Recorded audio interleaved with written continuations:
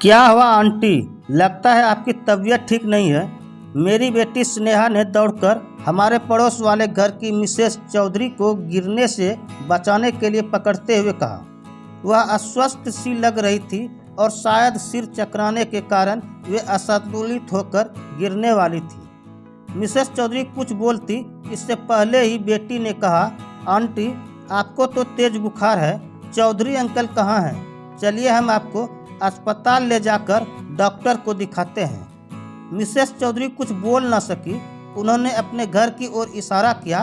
इतने में ही चौधरी जी स्नेहा की आवाज़ सुनते ही अपने घर से दौड़ते हुए आए। उन्होंने घबराई हुई मुद्रा में पूछा, क्या हुआ?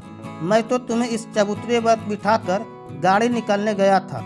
स्नेहा बोली, अंकल आंटी को काफ़ी तेज बुखार है, इसी वजह से शायद इन्हें चक्कर आ गया और यह गिरने ही वाली थी कि मैंने इन्हें पकड़ लिया। इन्हें तुरंत डॉक्टर को दिखाना चाहिए। मैं पापा को बुलाती हूँ, हम अभी डॉक्टर के पास चलते हैं। स्नेहा ने आवाज़ देकर मुझे बुलाया।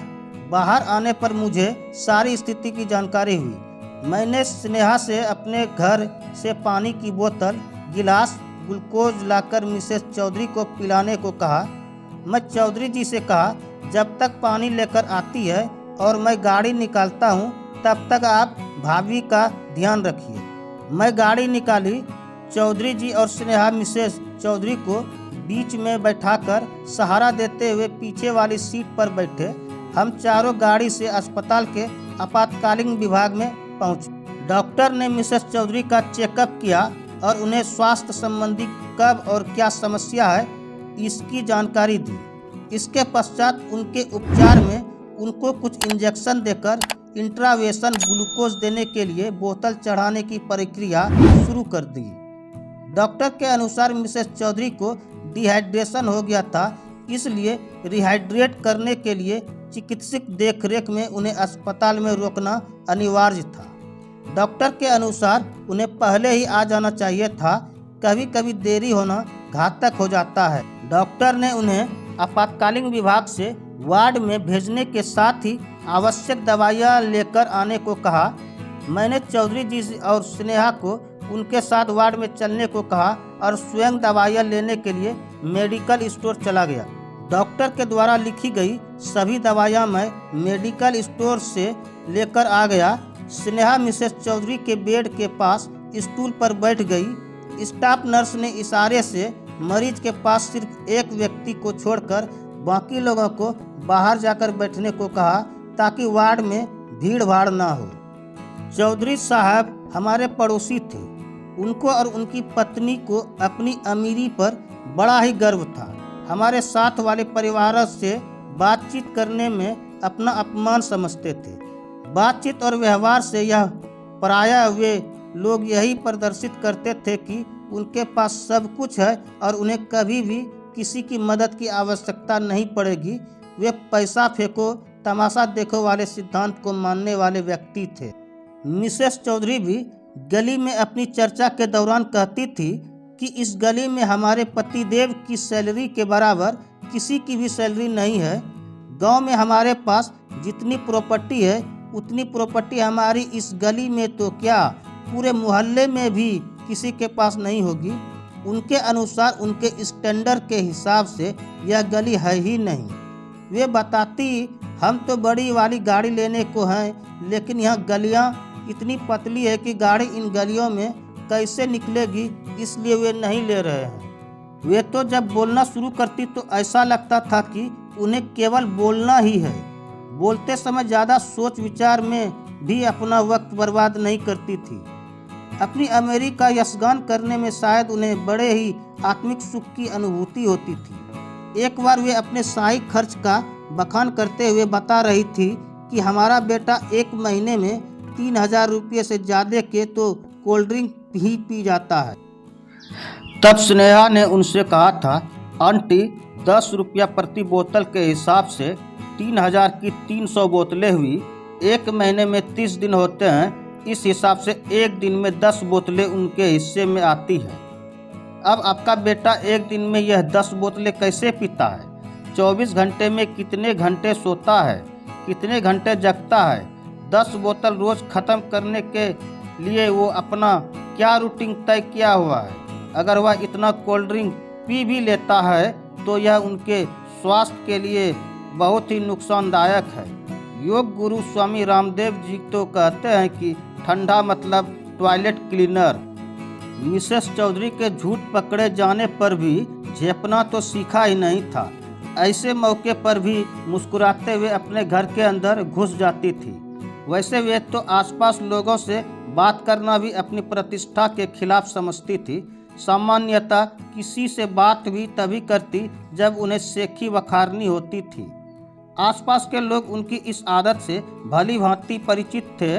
तभी तो जब वह अपनी हाँ कर रही होती थी तब उनकी बात का कोई भी गंभीरता से नहीं सुनता था। मिस्टर चौधरी उनसे भी 4 कदम बढ़कर थे। वे शायद ही कभी किसी से बात करते थे। किसी के सुख दुख उन्हें कुछ लेना देना नहीं था। अपने घर से बाहर निकलते समय या बाहर से आते हुए घर में प्रवेश करते समय वह किसी की तरफ आंख उठाकर देखना नहीं पसंद करते थे। किसी से मेलजोल का तो कोई सवाल ही नहीं। चौधरी दंपत्ति का शायद यही विचार था कि उनके पास बहुत सारा पैसा है।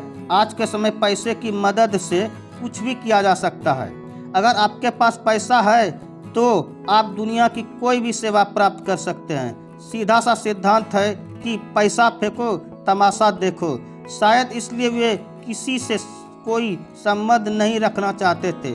उनका ऐसा मानना था कि लोग अमीरों से संबंध अपने लाभ के लिए ही बनाते हैं। हर किसी को अपने संबंध अपने सामान्य स्तर वाले लोगों से ही बनाने चाहिए। उनके पास पैसा चाहे जितना हो, लेकिन वे रिक्शे वाले से, सब्जी वाले से, फल वाले से या अन्य जिस किसी की सेवा लेते उससे 2-4 रुपये के लिए भी लंबी बहस करने पर उतर आते थे।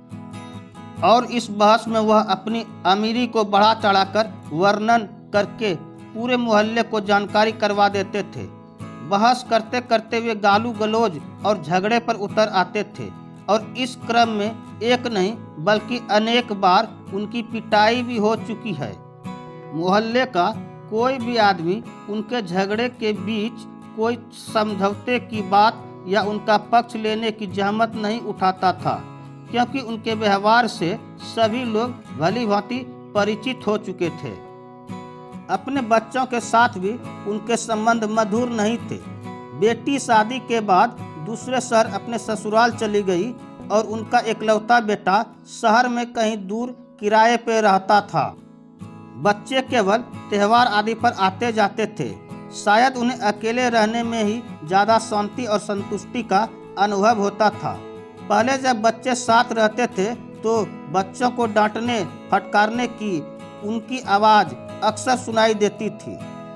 बच्चे के जाने के बाद उनके घर पर काम करने के लिए जो बाई आती थी उसके काम में मीन मेख निकालना उनकी आदत थी। अक्सर वे उसे डांटने के बहाने ही तो अपनी अमीरी का यशगान करके संतुष्टि का अनुभव करते थे, क्योंकि लोगों से उनकी बातचीत ना के बराबर होती थी और आसपास के लोगों को उन्हें अपनी यशगाथा गाने का सामान्यतः अवसर ही प्राप्त नहीं होता था। इमरजेंसी के बाहर मेरे साथ बैठे हुए चौधरी साहब आज बेहद गंभीर और गमगीन लग रहे थे। शायद उनको आत्मग्लानि का अनुभव हो रहा था। उनके चेहरे की भावना से स्पष्ट था कि वे बेहद परेशान हैं। उनके कंधे पर मैं ज्यों ही हाथ रखा तो वह फपक फपक कर रो पड़े। मैंने उन्हें धैर्य बढ़ाते हुए कहा, चौधरी साहब आप बिल्कुल चिंता ना करें, हम सब तन मन धन सहित आपके साथ हैं। आपको किसी भी प्रकार की चिंता करने की आवश्यकता नहीं है। भाभी जी जल्दी ही ठीक हो जाएंगी।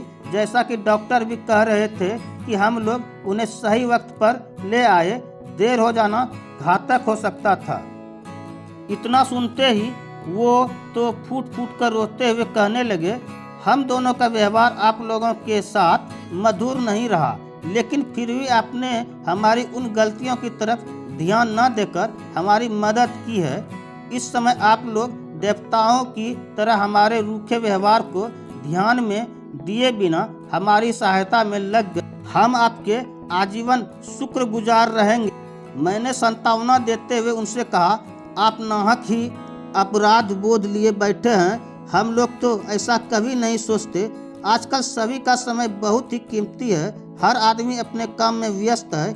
आखिर हम एक दूसरे के पड़ोसी हैं। हमारा आपका तो निकट का संबंध है। हमारे पड़ोसी एक दूसरे के सुख दुख में जितना जल्दी भागीदारी निभा सकते हैं, इतना जल्दी कोई दूसरा नहीं निभा सकता। हमारा या आपका कोई निकट संबंधी जब जानेगा तभी तो आ पाएगा। जानने के बाद भी उसे हमारे पास आने में कितना समय लगेगा, यह भी परिस्थितियों पर ही निर्भर करता है। आज हमारी समझ में आ चुका है कि आदमी का काम आदमी से ही होता है। अगर इस समय आप लोगों ने मदद न की होती तो मैं अकेले इसे कैसे लाता, और अगर देर हो जाती तो न जाने क्या हो जाता। इंसान की जान अमूल्य है, इसकी पैसों से तुलना नहीं की जा सकती है। मानवीय मूल्यों की कभी भी पैसों से तुलना नहीं की जा सकती है। चौधरी जी के मन से पश्चाताप की ज्वाला शांत हो ही नहीं रही। मैंने उन्हें इस विषय से पूरी तरह निश्चिंत और शांतिपूर्वक धैर्य धारण कर पूरा ध्यान भाभी जी के स्वास्थ्य की ओर लगाने के लिए कहा। जब मैंने उनसे यह जानने की कोशिश की कि इतनी गंभीर समस्या अचानक तो नहीं आ सकती, तबीयत कई दिनों से खराब रही होगी, तब उन्होंने बताया कि पिछले एक हफ्ते से इसने काम वाली बाई को डांट कर भगा दिया। तबीयत खराब होने के बावजूद यह काम करती रही। मेरे पास भी इसे डॉक्टर को दिखाने का समय नहीं था। आजकल बेटे से बातचीत बंद है, इसलिए उसे भी खबर नहीं की गई। पिछले 3-4 दिन से लूज मोशन आ रहे थे। कल सुबह से हल्का और बाद में बुखार तेज हो गया। शाम को भी तबीयत खराब लग रही थी, पर बहुत ज़्यादा नहीं। रात में करीब 2 बजे तबीयत कुछ ज़्यादा खराब होने लगी थी, लेकिन इतनी रात में ले जाना संभव नहीं लगता था। सवेरे तक जो हाल हुआ उसके हिसाब से इसे मैं अकेले कैसे लाता। स्नेहा ने जिस समय इसे पकड़ा उस समय की हालत देखकर तो मेरे हाथ पांव ही फूल गए थे। आज मैं यह जान चुका हूँ कि सच्ची दौलत आपसी सहयोग संबंध ही है, बाकी ये धन संपत्ति सब गौण। मैंने उन्हें अपराध बोध से पूर्णतः मुक्त करने का उद्देश्य से कहा, आप इन सब चीज़ों को भूल जाएं, और क्योंकि वे क्षण जो दुख में उन्हें भूल जाना ही श्रेष्ठकर है। देखिए वार्ड बॉय शायद हमें बुला रहा है।